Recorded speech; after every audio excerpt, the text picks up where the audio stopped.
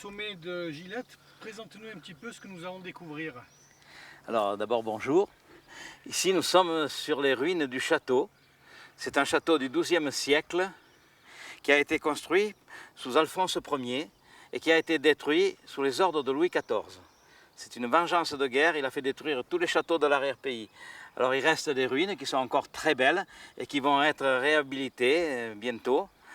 Alors je sais qu'il y a un très beau projet là et on va peut-être dans certains points stratégiques découvrir encore peut-être des trésors. Alors ici c'était la réserve d'eau, c'était un réservoir parce que souvent on récupérait, enfin souvent, pratiquement toujours, on récupérait l'eau des toits, étant donné qu'il n'y a pas de source là. Donc on récupérait l'eau des toits qu'on conservait à l'abri de la lumière et on pouvait s'en servir pour la consommation courante. Alors ici, sur ma droite, vous avez l'accès au donjon qui a été complètement enseveli. Mais si vous remarquez bien, il y a des petites meurtrières là. Et lorsqu'on pénètre avec des instruments, on s'aperçoit que c'est très profond. Alors c'est là que je pense qu'on va trouver des merveilles là derrière. C'est possible, hein, peut-être pas. Mais vous voyez que ça a quand même été... Il y a quand même des personnes qui ont essayé de pénétrer à l'intérieur. On voit que ce n'est pas naturel là, ce qui a été détruit là. Alors évidemment que tout ça, ça sera réhabilité. Mais ça va être une très belle place, un point stratégique qui va valoriser tout le village de Gilette et son histoire, bien sûr. En face derrière moi, vous avez le village de Bouillon. Et là-bas, entre les collines, les dernières montagnes qui sont là-bas, c'est la montagne du Chéron. Alors derrière moi, c'est le mont Vial, qui culmine à 1551 mètres. Et c'est un point stratégique pour les incendies de forêt. Il y a un guetteur pendant 3 mois, l'été. Et il y a le détecteur de crues pour le Var, pour la rivière qui est au-dessous. Voilà, alors là on passe par la porte qui était l'accès au château. Vous avez encore la partie dormante sur laquelle s'appuyait le portail d'entrée. Vous voyez ? Alors c'est grâce à ce belvédère qu'on peut admirer le bel écrin de nature qui est derrière nous et qui permet d'illuminer encore plus notre beau village de Gilette. De ce côté, vous avez un très beau point de vue sur la vallée du Var et sur le confluent entre l'Estéron et le Var, qui se situe toujours sur la commune de Gilette. Alors en fond, par temps clair, on voit la mer d'ici. Je me souviens d'avoir vu les feux d'artifice de Nice d'ici. Alors si vous regardez bien le détail des façades, on voit que ça a été modifié et qu'il y a eu quand même une vie avant. Alors nous sommes ici dans la rue du Tribunal. Ça veut dire ce que ça veut dire. Mais vous remarquez une fois de plus à travers les embrasures de portes qu'il y avait beaucoup d'échoppes ici.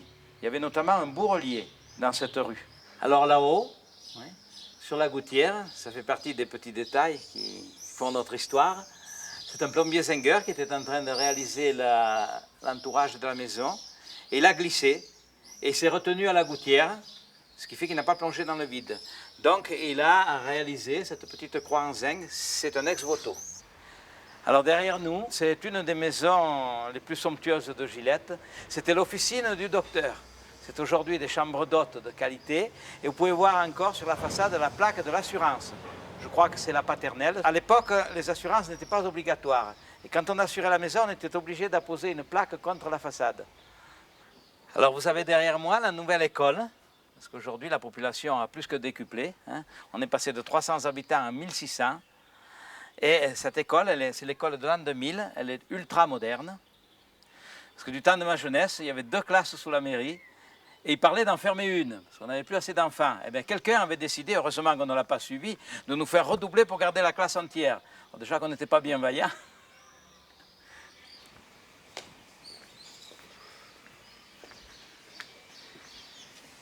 Alors ici, nous sommes dans la rue du Lave. C'est une des rues les plus fleuries de Gilette. C'est une très belle rue, chargée d'histoire. Et c'est par ici qu'on pénètre dans le cœur du village. Alors le bâtiment qui est derrière moi, c'est un bâtiment qui est chargé d'histoire. Ça a été la gare du tramway, qui n'a fonctionné que 5 ans. Et pour ces 5 ans, nous avons eu 13 ans de travaux pour le construire et 7 ans pour le démonter. Mais pendant 20 ans, tout le monde a eu du travail. C'est mieux de fabriquer des tramways qui ne marchent pas que des bombes. Alors là, après, ça a été la poste. Alors maintenant, ce sont des logements communaux de grande qualité. Alors derrière moi, le château avec le pré, qui a été le théâtre d'une grande bataille. En 1792, le village a été envahi par les Français qui ont pillé le village. Ensuite sont arrivés les Ostrossardes l'année d'après. Alors là c'est pire, ils ont mis à feu à sang le village. Et c'est cette bataille qui a été remportée sous les ordres du général Dugoumier, qui a remporté cette bataille, si vous voulez, par ruse. Quelle a été la stratégie? Ils ont mis des lanternes au cou des chèvres qui sont arrivées de ce côté, ce qui fait qu'on pensait que l'ennemi arrivait de là et il est arrivé tout à fait à l'opposé. Les personnes ont fui de l'autre côté. Il y a une très belle toile qui a été réalisée par le peintre Rohen et qui se trouve à la Galerie des Batailles à Versailles, qui relate la bataille du château. Alors en haut, derrière moi, vous avez l'ancien aqueduc qui alimentait le village de Gillette-en-Eau, qui se terminait dans un puits, et il y avait un gardien à l'époque, parce que l'eau était une denrée rare. Alors des sources et des fontaines, nous en avons 13 sur la commune de Gillette, dont une qui est très importante, mais le problème c'est qu'elle est au plus bas de la commune. Alors en fond, vous avez la chapelle Saint-Pancrace, qui est le saint patron de Gillette. On fête ça le 12 mai, c'est une fête essentiellement religieuse, c'est le départ de la procession. Alors on a pour coutume d'orner la statue de Saint-Pancrace, qui est un polychrome du XVIIIe siècle, d'une grande branche de cerise. Et bien, du temps de ma jeunesse, quand elle sortait de la chapelle, il n'y avait plus que la branche. Les cerises avaient disparu. Et un jour, le prêtre nous a mis des cerises en plastique. Ce moulin a vu le jour en 1904. Tout simplement parce que c'est l'année où l'électricité est arrivée au village. Alors des moulins, il y en avait, ils étaient hydrauliques dans les vallons, très peu performants. Et puis là, ça a été quand même une révolution technologique pour l'époque. Et aujourd'hui, il a été modernisé pour fonctionner suivant les normes européennes. Alors toutes les fontaines sont de véritables œuvres d'art. C'est le don de plusieurs familles. On pensait jusqu'au XIXe siècle qu'en offrant quelque chose à la collectivité, on avait une meilleure place dans l'au-delà. Alors je souhaite pour les personnes qui l'ont fait, qui l'ont réalisé. Alors là, c'était le lavoir communal. À l'époque, on n'avait pas la machine à laver et dès 6 h du matin, il y avait toutes les laveuses qui venaient laver leur linge ici, sur ce lavoir. Alors, nous sommes ici dans l'église de l'Assomption. C'est l'église où j'ai été baptisé, communié, marié, où mon père a été avant moi, sur les fonts baptisimaux qui sont derrière. Alors qu'est-ce qu'on peut découvrir? Vous voyez qu'elle est très belle, l'église.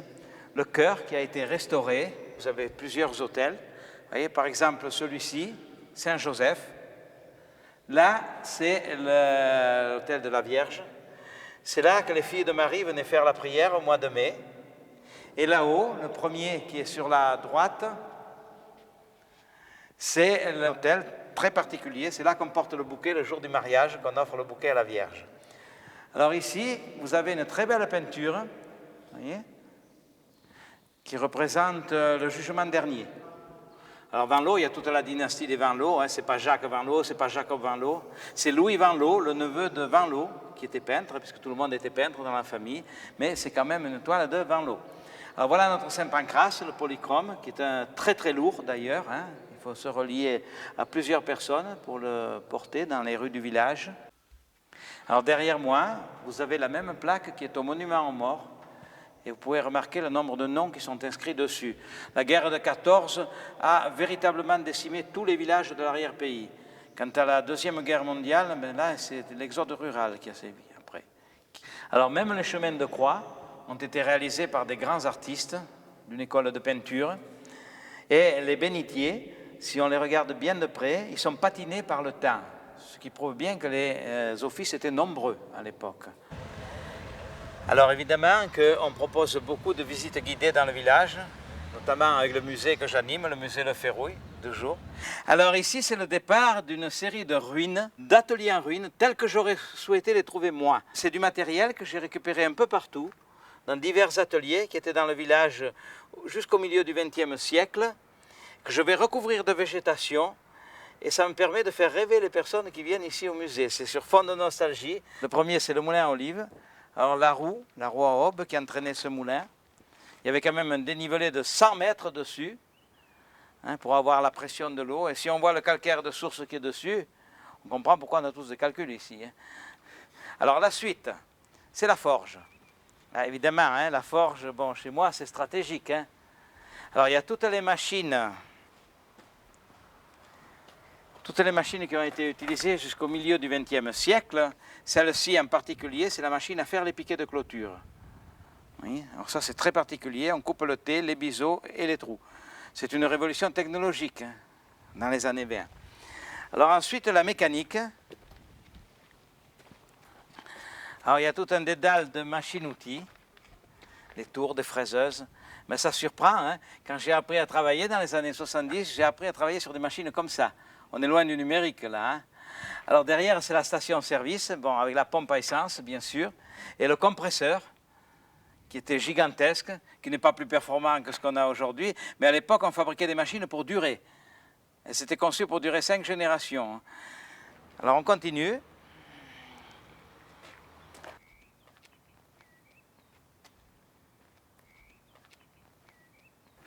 Alors voilà le thème de ce que je fais. Combien de vies se sont écoulées derrière ces murs, à présent écroulés? C'est le thème de tout ce que je fais. Et on voit au-dessus le thème de la vie, échelonné sur une saison. Alors comme je reçois beaucoup d'enfants au musée, qu'est-ce que je veux leur dire? Je veux leur montrer comment la vie évolue. Vous voyez, au printemps c'est un bouton, l'été, l'automne et l'hiver. Pour parfaire mes ruines, je prévois, en bout de terrain, de reconstruire une grange écroulée. Comme j'aurais voulu la trouver moi, mais avec des vieilles voitures à l'intérieur. Alors je suis à la recherche de vieilles voitures, même qui n'ont plus les papiers, même qu'elles sont incomplètes, des voitures comme ceci, hein, et vieilles motos, etc., pour reproduire cette sortie de grange, ce que tous les collectionneurs adorent.